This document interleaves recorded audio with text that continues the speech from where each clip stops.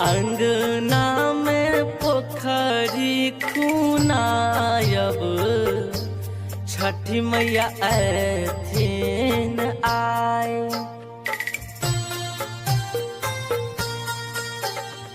दुआरा पर बाजा बजावायब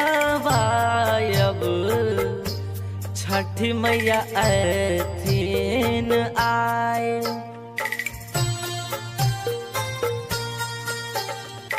फलवा सा दौरा सजायब छठी मैया ऐथिन आए।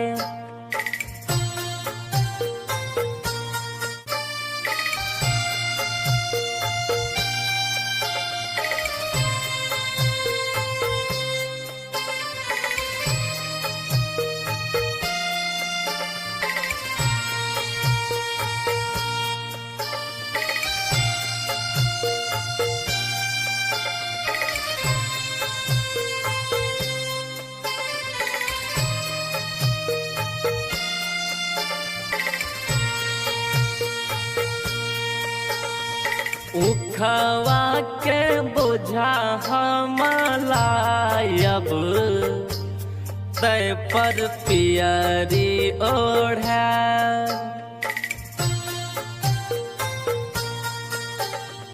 हथिया पर कलश बैसायब तै पर दियावा जरा।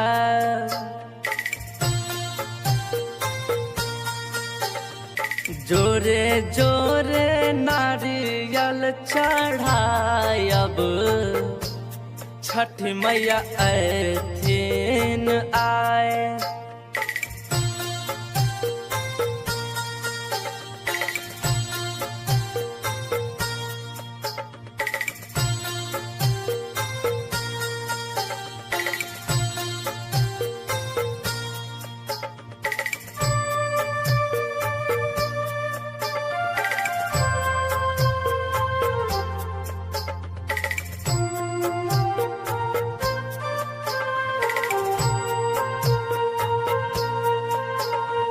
अचरा सो मुहावा पोछायब छठी मैया ऐथिन आए।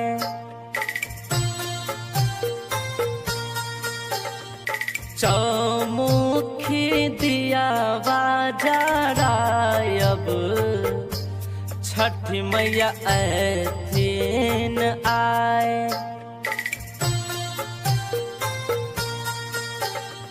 पानी बीच ठाढ़ पवनैतिन